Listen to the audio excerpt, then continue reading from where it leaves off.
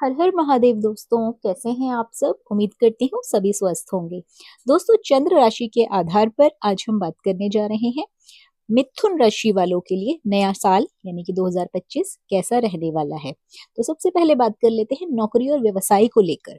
तो दोस्तों, व्यवसाय की दृष्टि से यदि देखा जाए तो वर्ष की शुरुआत कुछ मिली जुली सी रहेगी। उतार चढ़ाव आएंगे। वर्ष के शुरू में द्वादश स्थान पर गुरु ग्रह के गोचरीय प्रभाव से कार्य व्यवसाय में आपको कुछ विशेष लाभ प्राप्त नहीं होने वाला है। आपको कड़ी मेहनत करनी पड़ेगी। अपने व्यापार में सफलता प्राप्ति के लिए आपको अधिक प्रयास करना पड़ेगा। नौकरी वाले जो व्यक्ति हैं उनके लिए द्वादश भाव का गुरु स्थानांतरण की संभावनाओं का संकेत वर्ष के शुरू में ही दे रहा है। वर्ष के शुरू के महीनों में ही आपके नौकरी परिवर्तन होने की संभावना है। वर्ष के मध्य के बाद आपकी राशि पर गुरु के प्रभाव से आपके कार्य व्यवसाय में विशेष लाभ अर्जित होगा। आपका वर्ष का जो मध्य है उस समय आपको धन लाभ होगा। आपका नौकरी व्यवसाय अच्छा चलेगा। साल के शुरुआत में आपको काफी भागदौड़, काफी मेहनत करनी पड़ेगी नौकरी और व्यवसाय को अच्छा बनाने के लिए। राहु और केतु का गोचर वर्ष के मध्य तक आपकी पत्रिका में दशम भाव पर रहेगा, इसलिए कार्य व्यवसाय में कुछ परिवर्तन या फिर कुछ नया जोड़ होने की संभावना बनी रहेगी। नौकरी करने वाले लोगों को वर्ष के मध्य तक नौकरी में परिवर्तन लाना पड़ेगा। मार्च के बाद शनि का गोचर आपकी राशि से दशम भाव की तरफ प्रारंभ हो जाएगा, जो कि आपके कार्य में, व्यवसाय में पिछले काफी लंबे समय से परेशानियां चल रही हैं वो खत्म होने की ओर संकेत करता है। आपके कार्य व्यवसाय में एक ठहराव आएगा।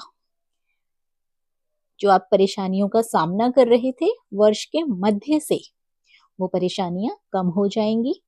लेकिन दशम भाव का जो शनि है वो आपसे कड़ी मेहनत करवाएगा। बात कर लेते हैं आर्थिक दृष्टि से। यदि देखा जाए साल 2025 में आर्थिक दृष्टि से ये वर्ष आपके लिए कुछ मिला जुला सा रहने वाला है। उतार चढ़ाव आएंगे। वर्ष की शुरुआत में द्वादश स्थान में गुरु का धनागमन से रुकावटें उत्पन्न होगी। द्वादश स्थान पर जो गुरु है वो आपके धन आने में रुकावट उत्पन्न कर सकता है, जिससे आपकी आर्थिक उन्नति में कमी आ सकती है।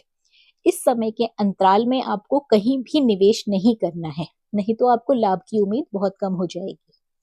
यानी कि आपको नए साल के शुरुआती महीनों में धन निवेश कहीं नहीं करना है। दोस्तों, वर्ष के मध्य में जब आपकी राशि से गुरु का गोचर अपनी राशि में होगा, उस समय आपकी आर्थिक स्थिति में विशेष रूप से सुधार आएगा। दशम स्थान के शनि अप्रैल के महीने से आपके लिए आमदनी के नए स्रोत उत्पन्न करेंगे। आपकी आर्थिक दृष्टि से देखा जाए तो आपकी आर्थिक स्थिति अप्रैल के बाद कुछ सामान्य चलेगी। पांचवी दृष्टि से राहु आपके द्वितीय भाव को देखेंगे, इसलिए धन संचय करने में आपको वर्ष के मध्य तक काफी कठिनाइयों का सामना करना पड़ सकता है। वर्ष के मध्य में जब राहु का गोचर नवम भाव पर, शनि का गोचर दशम भाव पर होगा, उस समय धन संचय की स्थितियां बनेंगी। कुछ अचल संपत्ति भी आपको इस वर्ष प्राप्त हो सकती है। बात कर लेते हैं घर परिवार को लेकर। दोस्तों, आपको बता दिया है मैंने, आर्थिक दृष्टि से यदि देखा जाए तो वर्ष की शुरुआत आपके लिए काफी चुनौतियों भरी रहने वाली है। अप्रैल मई के बाद आपके पास धन संचय होने के चांसेस हैं। यदि आप नया बिजनेस शुरू करने की सोच रहे हैं तो अप्रैल मई के बाद ही आप किसी भी जगह पर निवेश करें, उससे पहले निवेश बिल्कुल भी ना करें। घर परिवार और रिश्तों की यदि बात की जाए तो पारिवारिक दृष्टि से ये वर्ष आपके लिए अनुकूल रहेगा। वर्ष की शुरुआत में चतुर्थ स्थान पर गुरु ग्रह की दृष्टि प्रभाव से परिवार में अनुकूलता बनी रहेगी। परिवार में एक दूसरे के प्रति परस्पर सहयोग की भावना उत्पन्न होगी। वर्ष के मध्य में, वर्ष का जब आपका मध्य भाग निकल जाएगा, मई जून का महीना, उसके बाद देवगुरु बृहस्पति के 7वें भाव पर दृष्टि पत्नी के साथ संबंधों में बहुत अनुकूलता प्रदान करेगी, जिससे कि परिवार में सुख शांति का वातावरण बना रहेगा। वर्ष के मध्य में देवगुरु बृहस्पति की दृष्टि पंचम और साथ में नवम भाग में होगी, इसलिए परिवार में कुछ मांगलिक कार्यक्रम होने के भी योग बनेंगे। संतान की दृष्टि से वर्ष का शुरुआत जो है सामान्य रहेगा। वर्ष की आरंभ में द्वादश स्थान पर गुरु संतान से संबंधित कुछ चिंताएं भी आपको दे सकता है, तो आपको थोड़ा संभल कर रहना है। मई के बाद राशि में स्थित गुरु के प्रभाव से आपके बच्चे निरंतर प्रगति करेंगे, शिक्षा के क्षेत्र में उन्नति प्राप्त करेंगे, उच्च स्टडी के लिए, पढ़ाई के लिए उन्हें आसानी से प्रवेश मिल सकता है। बात करते हैं स्वास्थ्य को लेकर, तो दोस्तों स्वास्थ्य की दृष्टि से वर्ष का प्रारंभ नॉर्मल रहने वाला है। द्वादश स्थान का गुरु आपके स्वास्थ्य में उतार चढ़ाव की स्थिति बना सकता है। जो शुगर के मरीज हैं, मधुमेह रोगी हैं, उन्हें परहेज करने की आवश्यकता है।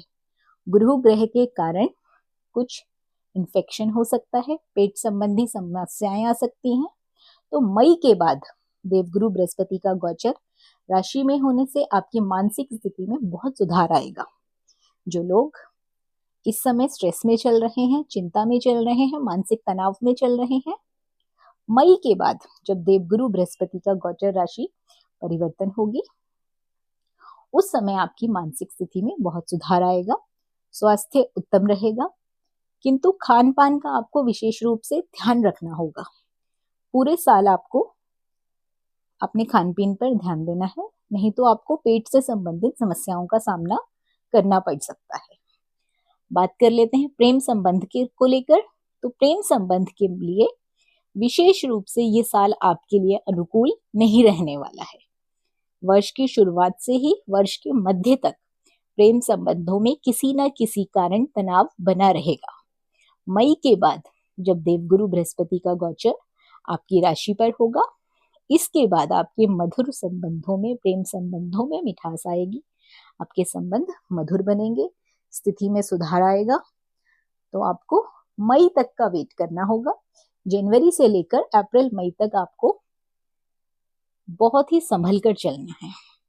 किसी भी चीज को जल्दबाजी में, घबराहट में, चिंता में नहीं करना है। राहु का गोचर वर्ष के मध्य के बाद आपके नवम भाव पर होगा।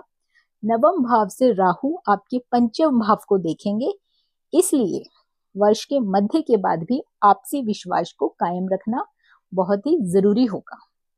आपके जो प्रेम संबंध रिश्ते हैं उस पर विश्वास जरूर बनाए रखें। बात की जाए यात्रा को लेकर, तो दोस्तों यात्रा की दृष्टि से वर्ष का प्रारंभ अनुकूल रहेगा। द्वादश स्थान के जो गुरु हैं वो आपको विदेश यात्रा तक के शुभ योग बना रहे हैं। आप कोई विदेश यात्रा कर सकते हैं, और द्वादश स्थान का जो गुरु होता है वो धार्मिक स्थान की यात्रा तो करवाता ही करवाता है। तो साल 2025 में आप किसी धार्मिक स्थान पर जा सकते हैं। वर्ष के मध्य के बाद शनि का प्रभाव आपके द्वादश भाव पर आ जाएगा, जिससे कि आपकी कुछ नौकरी संबंधी, व्यवसाय संबंधी, व्यापार संबंधी यात्राएं भी हो सकती हैं।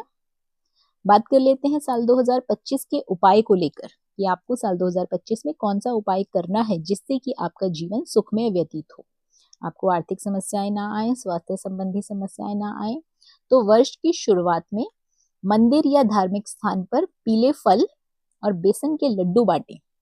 बुधवार के दिन गणेश जी को हरी दुर्वा चढ़ाएं और प्रतिदिन भगवान गणपति के मंत्र का जाप करें। ये उपाय यदि आप वर्ष भर करेंगे तो आपका जो साल 2025 है वो सुखमय व्यतीत होगा। दोस्तों इसमें ऐसा नहीं करना है कि आपको प्रतिदिन जाके लड्डू बांटने हैं। जब भी आपके सामर्थ्य के अनुसार हो तो पीले फल जैसे कि केला बहुत आसानी से सब जगह मिल जाता है, वर्ष भर मिलता है, तो ये आप किसी भी धार्मिक स्थान पर जाकर गरीब लोगों को दान में कर सकते हैं या फिर भगवान के मंदिर में चढ़ा सकते हैं। साथ ही साथ आपको गणेश जी का ध्यान करना है। ओम गम गणपते नमः इस मंत्र का आपको निरंतर जाप करना है। प्रतिदिन की पूजा में आपको ये मंत्र जाप जरूर करना है। तो आशा करती हूँ ये सारी जानकारी आप लोगों के लिए उपयोगी साबित होगी। वीडियो पसंद आया हो तो वीडियो को लाइक और शेयर जरूर करें। साथ ही साथ चैनल पर पहली बार आए हैं तो चैनल को सब्सक्राइब अवश्य कर लीजिए। बनी रहिए आपके अपने YouTube चैनल अंकित वास्तु ज्ञान में। धन्यवाद।